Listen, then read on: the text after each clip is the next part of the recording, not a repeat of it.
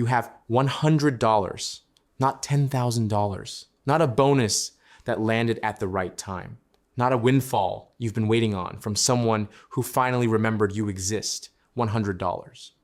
The amount that disappears between a Friday evening and a Sunday afternoon without leaving a visible trace, the amount you spent on things you genuinely cannot name 4 days later. The amount that feels, in the context of what you're trying to build, almost too small to take seriously, and in the context of your actual month, just tight enough to feel like a real sacrifice. Both of those things are true at the same time.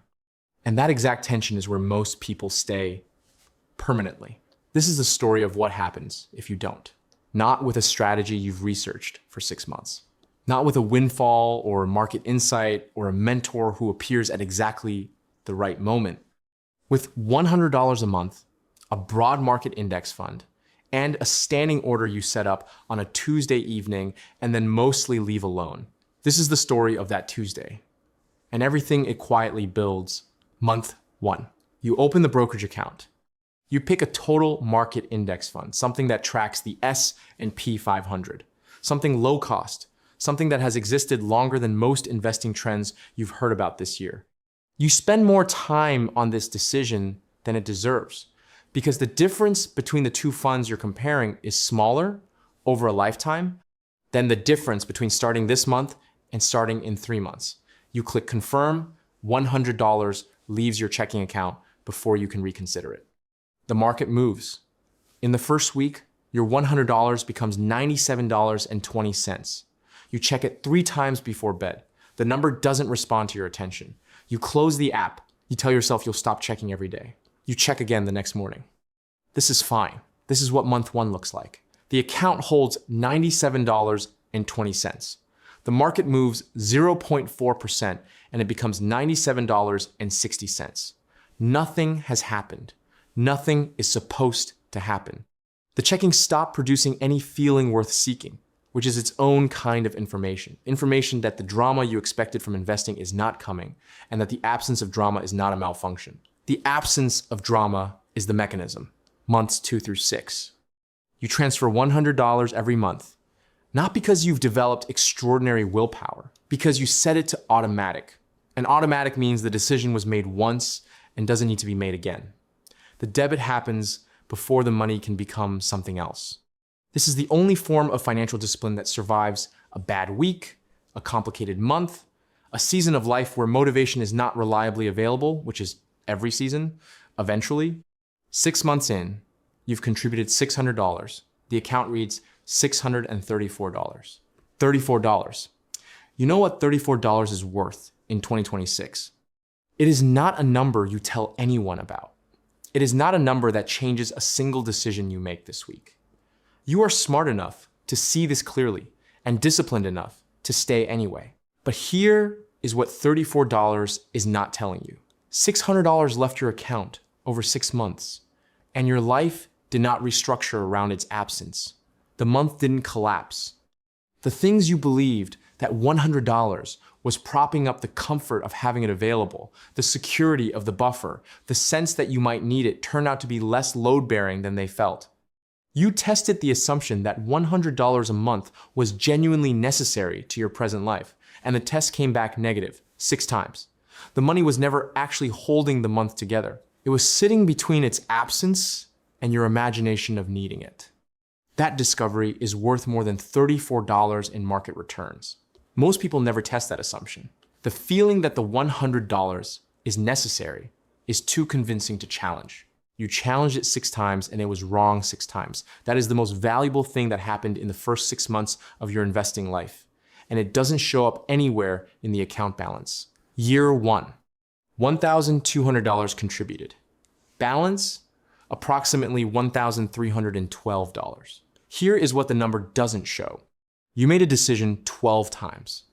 Once in January when the market was up and you felt vaguely clever. Once in April when everything was flat and the transfer felt like maintenance. Once in September when money was genuinely tight, tighter than usual. Tight in the specific way that makes you calculate whether things are going to work, and you made the transfer anyway. Not out of inspiration, out of structure. The automation ran, the $100 moved, and you found the money somewhere else that month. The way you always find the money somewhere else when the thing is already done. 12 transfers, 12 months, 12 small kept promises to a version of yourself who doesn't exist yet, but is being built. There is a version of this story where you stopped at month 4. Not with a dramatic decision, not with a declaration, just a month where the transfer didn't happen because you paused it during a tight stretch. And then another month for a less specific reason, and then the pause became the default. Because pausing is frictionless, and resuming requires a decision, and decisions require energy, and energy is not always available. The account sits at $634 for 4 months, then 6.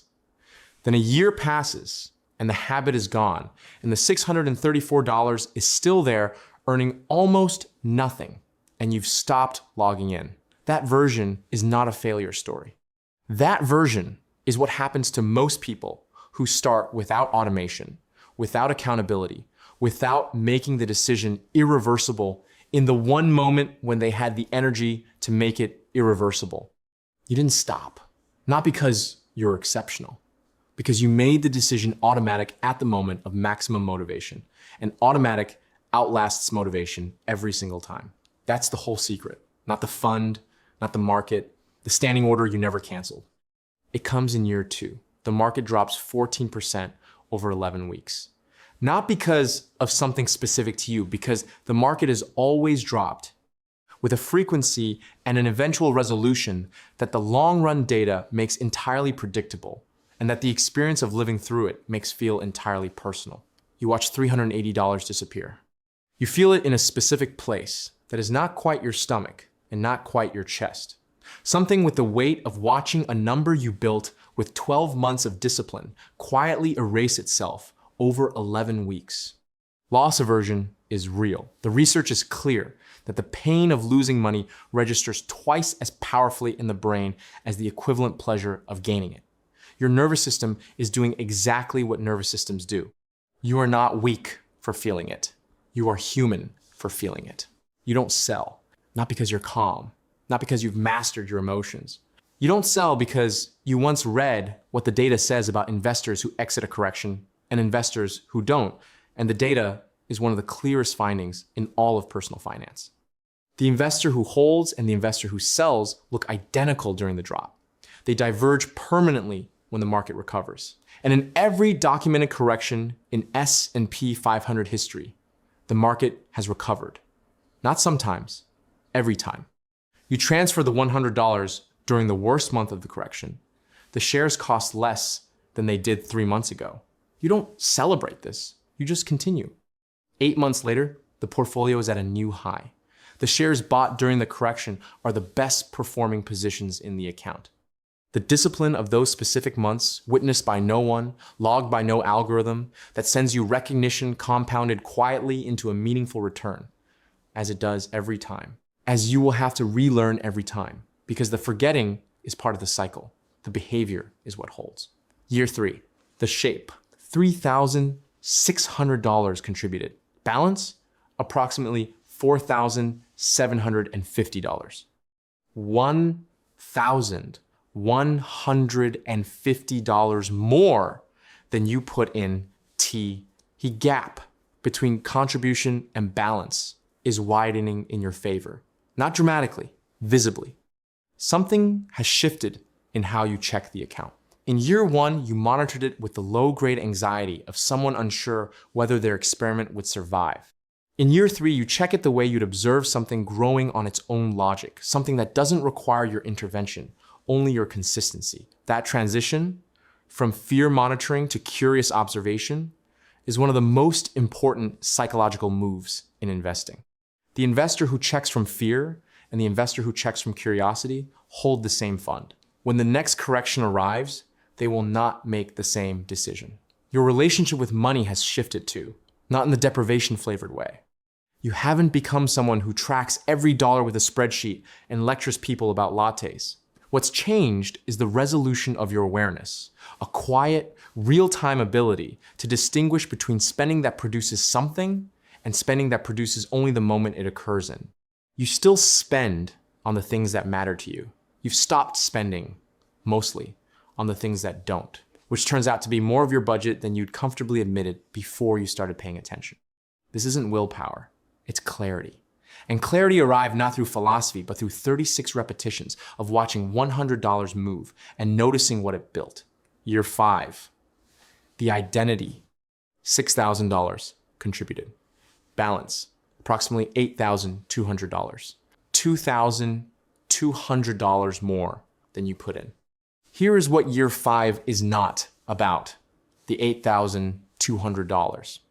The number is real and it matters, and it is not the point. Here is what year 5 is actually about. You have spent 5 years building a specific relationship with your future self. Every month you made the transfer, you were without ceremony, without sentiment, writing a letter that said, I know what you'll need, I'm taking care of it now. You don't have to figure this out from scratch when you're 50. It's already in motion. Most people's relationship with their future self is functionally adversarial. They spend today against tomorrow and carry a low-frequency guilt about it that doesn't resolve because the future keeps arriving and finding a present that deprioritized it. You have built the opposite. Your future self is funded.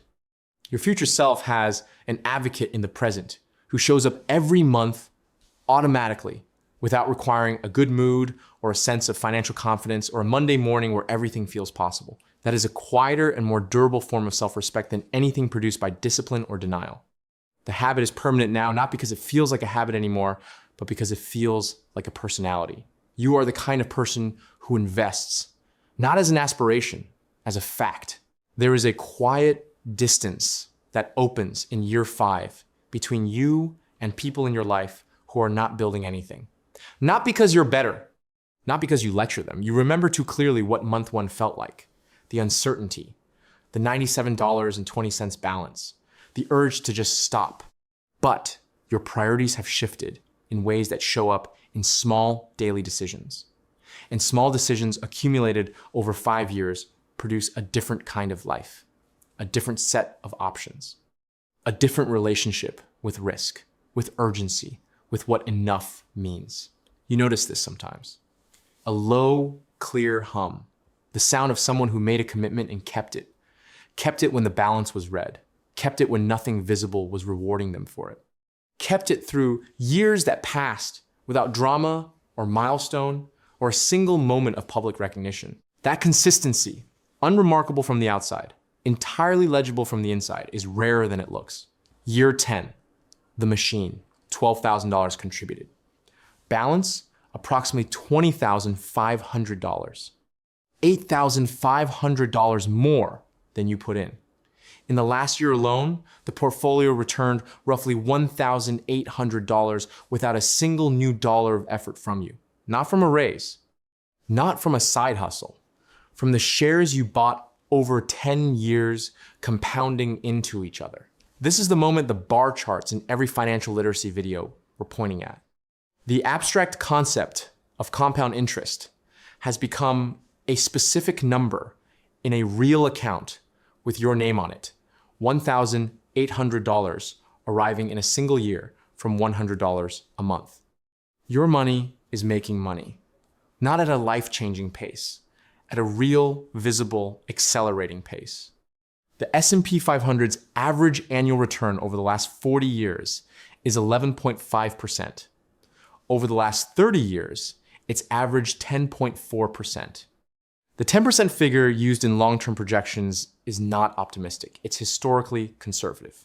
The machine runs on a documented, academically verified rate of return that has survived the dot-com crash, the 2008 financial crisis, a global pandemic, and every political and economic disruption of the last century. The machine is not fragile. What's fragile is the human operating it. The human who sells at the bottom. The human who pauses during the correction and never resumes. The human who decides to wait for a better time to start and finds at 50 that the better time arrived years ago and passed without them. You are 10 years in. You are not that human. What most Americans are still waiting for. Here is the number that makes the $20,500 land differently. The median American household has approximately $8,000 across all transaction accounts, savings, checking, everything combined. The average household spends over $6,000 a month, which means the typical American household is, financially, about 5 weeks from zero if the income stops. More than a third of Americans cannot cover an unexpected $400 expense without borrowing or selling something. Not $4,000, $400. You have $20,500 in an investment account after 10 years of $100 a month. You did not earn more than the median American to get there. You did not have an advantage that most people lack. You started a specific habit at a specific time, and you maintained it through a correction that felt personal, through months where the balance was red, through years where the visible progress was too slow to feel like progress. The gap between your position and the median American household is not an income gap, it is a behavior gap.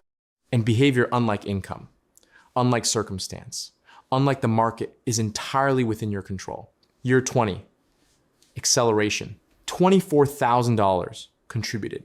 Balance, approximately $76,000. $52,000 that you never deposited. 20 years of $100 a month at a historically average return, and the portfolio has generated more than double your total contribution in growth alone. In the last year, the portfolio returned roughly $6,900, nearly $575 a month, without a single new dollar of effort from you. Your monthly contribution is $100. The portfolio is contributing nearly 6 times that in annual returns. The machine you built with pocket change and patience has outgrown your monthly input. Not dramatically, the $100 still matters, still compounds, still adds more than it appears to. But the growth engine is the existing balance now, not the new contributions. Time has become the primary contributor. Time never missed a month. Time never panicked. Time compounded. And the curve is not flattening, it is steepening. The account that took 5 years to reach $8,200 added $68,000 in the second 15 years. The growth in year 20 exceeds the total contributions of the first 11 years combined. You are not approaching the steep part of the exponential curve. You are in it. Year 30, $36,000 contributed. Balance, approximately $227,000. $191,000 that you never deposited, never earned at a job, never won. The portfolio generates approximately $20,700 annually in returns, roughly $1,725 a month, arriving from a machine you built with $100 a month and the specific decision not to stop. Your monthly contribution is $100. The monthly return on your existing balance is $1,725. The machine is now generating 17 times your monthly deposit in monthly returns. This is what compound interest looks like from the inside after 30 years. Not a bar chart, not a projection, an account, your account, with your name on it and a balance that started as $97.20 on a Tuesday evening in an apartment you have since moved out of, and has become $227,000 through nothing more dramatic than consistency, time, and the refusal to stop. Year 40, $48,000 contributed. Balance, approximately $637,000. $589,000 that arrived without a single extraordinary decision. 40 years of $100 a month. The amount that used to disappear in a weekend, the amount that felt at the beginning almost embarrassingly small, given the size of what you were trying to build, you built it anyway. Not because the amount was right, because the start was real and the habit was automatic and the years were long. And compound interest does not require your permission to work. It only requires that you not interrupt it. In year 40, the portfolio generates approximately $58,000 annually. That is nearly $4,800 arriving every month from a decision made on a Tuesday evening, automated, and never canceled. You put in $1,200 a year, the account returns $58,000 a year. The ratio is not a typo. It is arithmetic. It is the documented behavior of money compounded at a historically average rate over a sufficient period of time. You did not time the market. You did not pick the right stock. You did not have a mentor who appeared at exactly the right moment, or an inheritance that gave you an early advantage, or a break that changed the trajectory of everything. You had $100 a month and you had time. And you gave both of them to a machine that works when you feed it and leave it alone. The ones who are still waiting. There is someone in your life, maybe several people, who are waiting to start. Waiting for the market to be clearer. Waiting for the debt to resolve. Waiting for the amount to feel worthy of the goal. Waiting for the understanding to feel complete. Waiting for a moment of readiness that structurally cannot arrive because the goal is always larger than the starting amount feels proportionate to. That is a permanent condition of beginning anything meaningful from a small place. The solution is not to wait for the amount to grow. It is to start with the amount you have and let time do what time does. A 5-year delay in starting at 30 instead of 25, at 40 instead of 35, costs more than 5 years of contributions. At a 10% annual return, money roughly doubles every 7 years. 5 years near the beginning of a 40-year compounding window is worth, in final balance terms, somewhere between $80,000 and $150,000, depending on when in the timeline the delay occurred. Not because of what wasn't contributed, because of what the contributions didn't have time to become. Time is the only asset in investing that cannot be acquired later at any price. You can earn more money. You can find a better fund. You can optimize the expense ratio and the tax efficiency and the rebalancing schedule endlessly. But the year you waited cannot be recovered. It compounded without you. The returns it would have generated compounded without you. The returns on those returns compounded without you. The absence is permanent, and it is priced in silence. What? $637,000 actually is not retirement on its own. It is not a number you hold up as proof that everything worked out perfectly. It is a number with enough weight to change decisions, and decisions are the actual currency of a life. The portfolio at year 40 is the option to say no to a job that is slowly taking years off your life without being destroyed financially by the decision. It is the ability to absorb a medical emergency without restructuring everything around it. It is the capacity to help someone you love without calculating whether you can afford to. It is the freedom to wait for the right opportunity rather than taking the available one out of urgency. It is the protection against urgency itself, which is the most expensive condition in personal finance. The condition that forces people to accept whatever is offered because the alternative is worse. None of these scenarios photograph well. None of them produce content. They are invisible, functional, completely unremarkable from the outside, and they constitute, for most people, the actual texture of a life well lived. The infrastructure beneath every choice that matters. $637,000 is not a number. It is 40 years of kept options. The transfers nobody clapped for. You will not be congratulated for this. Not in month 1, not in year 10 when the balance crosses $20,000, not in year 30 when the number is deep into the 6 figures. The transfers happen silently on a schedule that nobody tracks but you. And even you have stopped tracking them consciously because the automation runs without your supervision. There is no ceremony for the standing order, no milestone notification for year 2, no recognition for the months you stayed when the balance was red and the temptation to pause was specific and real. No acknowledgement for the correction you didn't sell through. No applause for the Tuesday in year 4 when you genuinely considered stopping and didn't. There's only the account, growing, faster than it looks, slower than you wish, doing exactly what compounding does when you feed it consistently enough and leave it alone long enough. Every transfer made in silence. Every red month watched pass like weather. Every year accumulated without visible drama. Every Tuesday that came and went without fanfare, while the machine quietly did what machines do. All of it compounding. All of it here. And here is what it looks like from the outside. You got lucky. Wealth arrived quietly. without struggle, without obvious sacrifice, without a story dramatic enough to explain it. Here is what it looks like from the inside. You made a decision once, made it automatic, and then you just didn't stop. That's it. That's the whole thing. The most ordinary, the most extraordinary. This is where it ends. You've been listening to numbers. The numbers are real.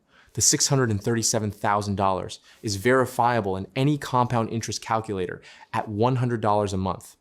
10% average annual return, 40 years compounded monthly. The S&P 500's long-run average is documented. The behavioral finance research on loss aversion is peer-reviewed. The data on investors who hold through corrections versus those who exit is unambiguous and has been replicated across every major market event of the last 100 years. The numbers are real, and the numbers are not the point. The point is the version of yourself you build when you decide that small and consistent is not the consolation prize for people who can't do more. It is the mechanism, the actual mechanism, the way the machine runs. The person investing $100 a month and the person waiting to invest $1,000 a month arrive at 40 differently. The first has compound interest that is old enough to vote. The second has an intention that kept getting delayed, and a savings account that kept getting rated, and the quiet awareness arriving too slowly to change the math that time was the only irreplaceable asset, and they spent it waiting. Every month felt like nothing. Every month felt too small to matter. Every correction they didn't sell through. Every year that passed, without drama, without a moment of genius, without a single decision that felt proportionate to the life they were building. All of it stacking, all of it compounding, all of it here. $100 every month, starting now.